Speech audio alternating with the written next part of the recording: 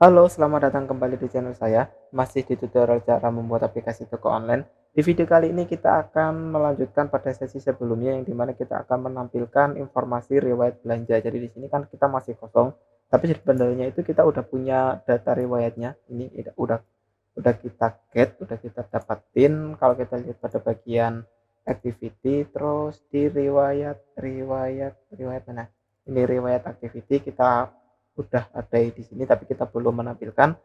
Nah, untuk di video kali ini kita akan coba membuat layouting seperti ini di adapter ini. Karena list view kita pakai recycle view, jadi kita harus menggunakan adapter. Oke, langsung saja tanpa terlalu lama kita harus copy dulu. Kita copy aja karena basicnya itu sama sebenarnya. Kita copy dari mana ya, dari alamat aja deh. Tampilannya ya, bukan alamat, Bang Keranjang. Kita ambil aja dari, enggak boleh, kita ambil dari alamat aja, kita copy, kita kasih adapter riwayat. Terus kita jangan lupa juga buat layoutnya. Item kita copy dari keranjang.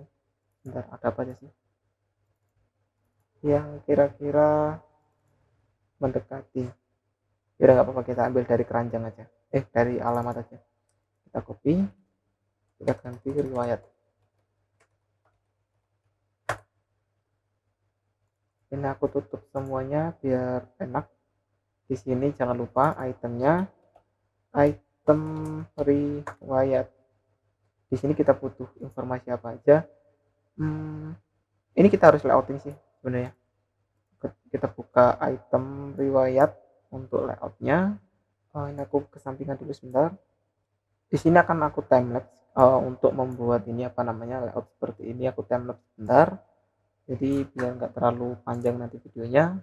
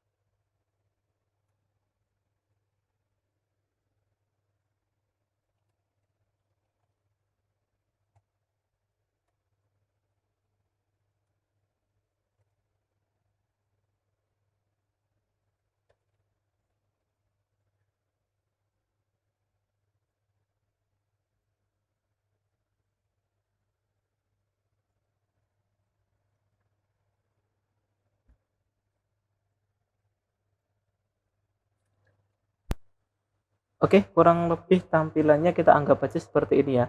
Jadi ya hampir mirip-mirip lah. Nggak harus sama, tapi yang penting ya mirip-mirip itu aja, nggak apa-apa sih. Kan kita nggak harus sama, yang penting mirip aja.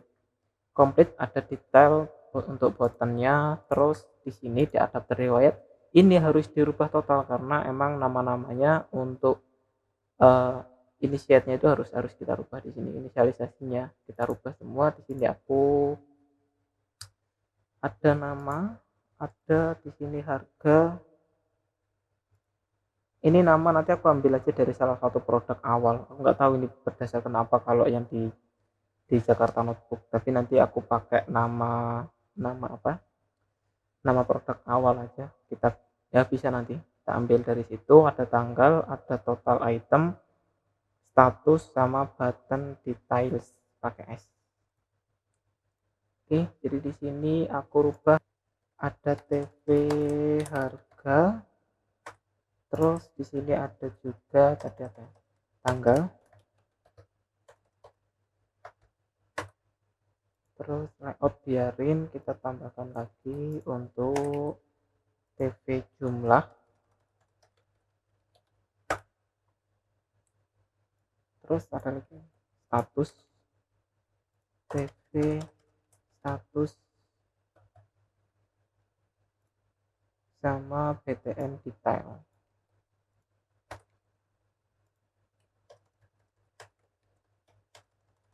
BTN detail. Untuk RD ini kita nggak ada, layoutnya kita masih ada kayaknya. Layout utamanya ada. Terus di sini kita BTN detail, ada TV status, TV apa ya? Benar nggak sih aku kasih nama item? Oke, sama TV jumlah.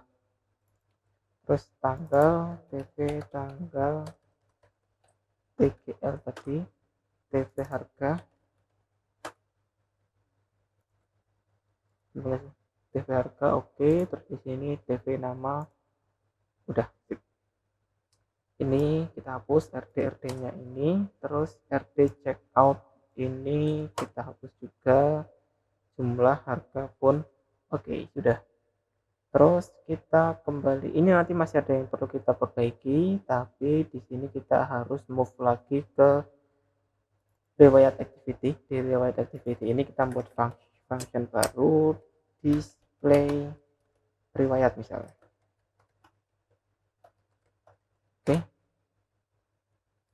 Terus kita panggil di sini display riwayat. Udah, di sini kita harus kita copy aja dari fragment home biar cepat, karena basicnya sama. Kita gunakan yang ini, kita copy aja salah satu dari sini. Terus ini activity-nya error, kita ganti this karena kita nge-reference konteks ini tuh ke activity-nya.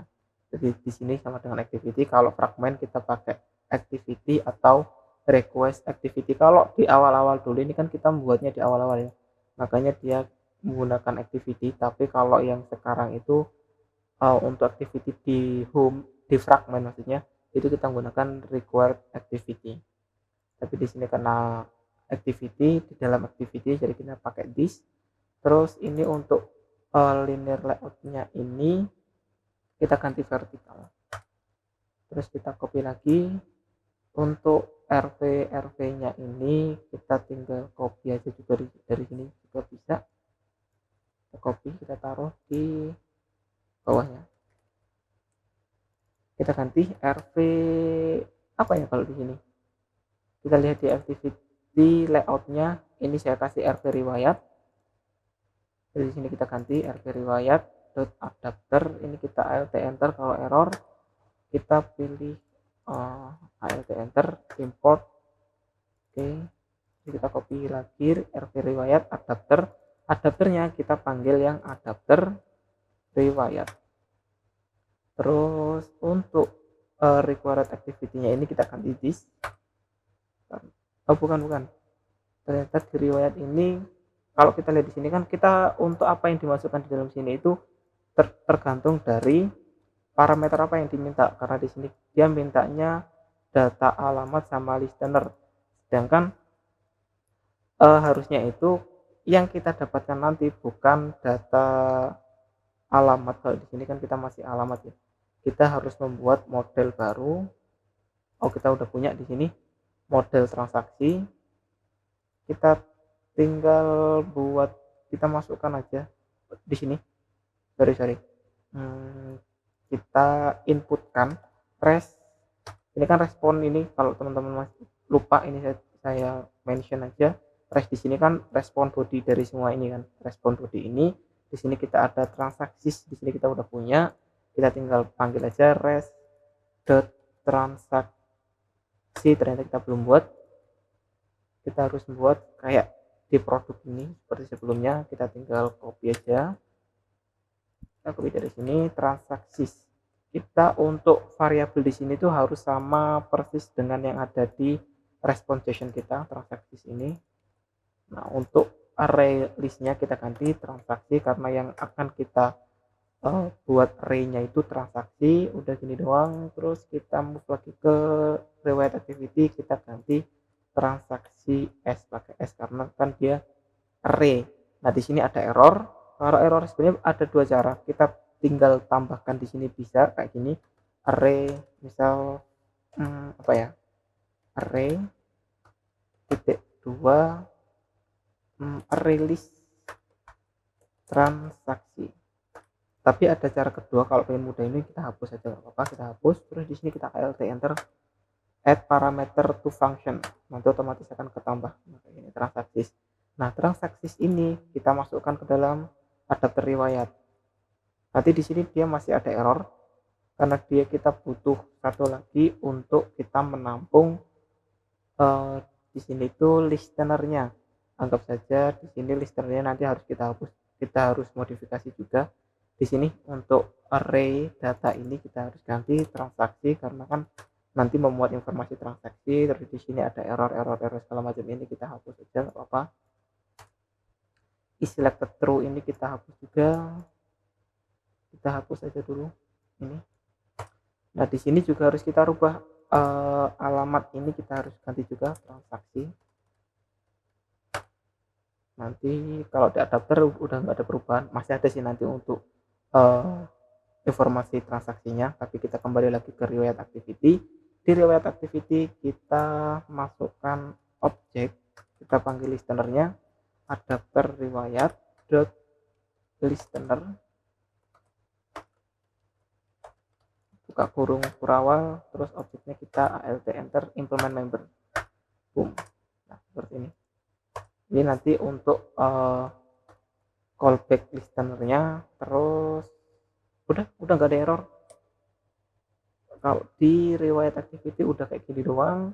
Terus kita move lagi ke adapter, emang kayak gitu ya, untuk ngoding emang pindah.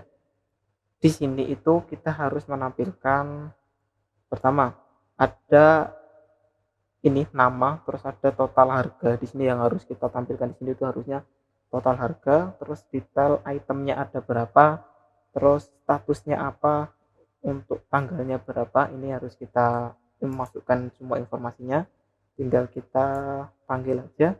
Untuk TV name ini kita ambilnya dari mana? Kita buka JSON viewer. Di JSON viewer ini kita udah punya semua informasinya. Kita mau mengambil untuk namanya, untuk nama di sini nanti kita gunakan, yang kita gunakan adalah data produk di indeks pertama. Berarti kita ambil name-nya ini. Caranya bagaimana? It's so simple. Kita tinggal kita buat variabel aja biar mudah, biar rapi aja. Kita kasih nama sama dengan kita di sini kan kalau teman-teman masih ingat, harusnya ingat ini. Coba lihat A sama dengan transaksi dot, kita ambil detail, ada nggak sih?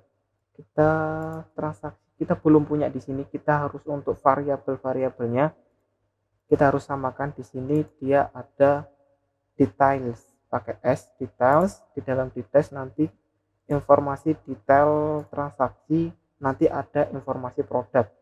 Berarti di sini kita harus membuat variabel baru namanya details. Di dalamnya ada isinya itu, kalau kita lihat di sini adalah array detail transaksi. Nah, detail transaksinya kita buat lagi satu.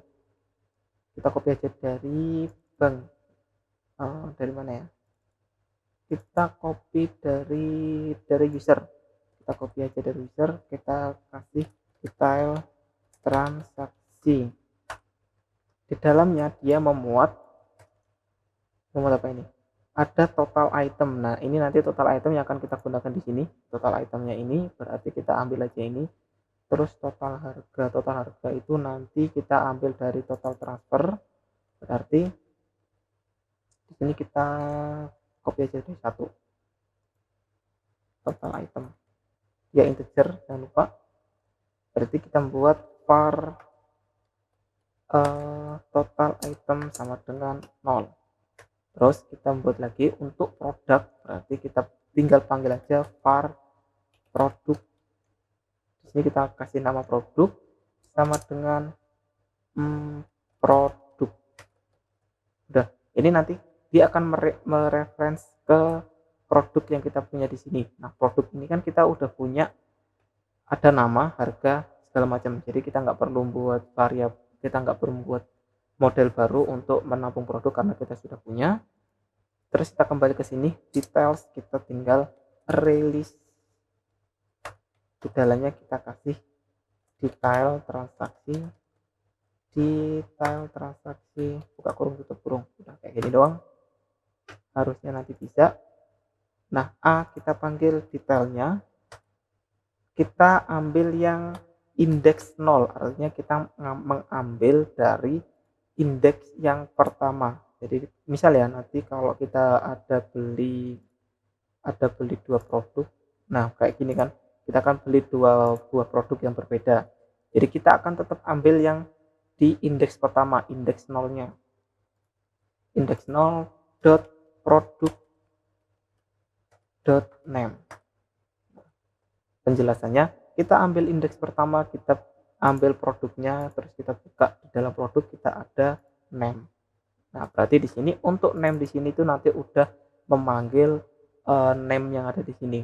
Jadi dari transaksi kita panggil detail, di dalam detail kita panggil produk, di dalam produk kita panggil name-nya. Ini urutannya. Baru kita panggil aja di sini name. Oke, udah. Terus harga kita tinggal bisa panggil aja dari total transfer. Nah, di sini karena dia berupa angka-angka doang, kita panggil helper kita dot rupiah, kurung tutup kurung dot ganti rupiah, kita a dot total transfer. Terus apa lagi, informasi tanggal sama ini apa ini, 3 itemnya, berarti kita seperti yang aku bilang tadi, kita untuk total itemnya kita bisa ambil dari details total itemnya ya. Di sini total item ada 2, dia beli 1 total. Oke, anggap saja benar. Berarti untuk holder dot tv jumlah dot text sama dengan a dot details, kita ambil indeks yang pertama, terus kita bukan, untuk total itemnya itu kita nggak bisa kayak gitu, karena untuk total item di sini itu total item di masing-masing detail produknya, jadi kita nggak bisa generalisasi. Berarti caranya kita harus ngelup. Oh, di sini kita udah ada nih total item ternyata. Jadi kita tinggal panggil aja di sini a dot total item. Udah kayak gitu doang. Tapi di sini harusnya ada keterangan 3 item, tinggal kita tambahin aja plus spasi items. Udah. Terus untuk ada apa lagi, holder.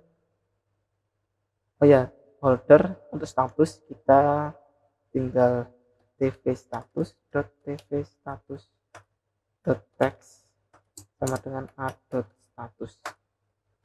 Terus ada tanggal, holder tv tanggal text sama dengan a create add.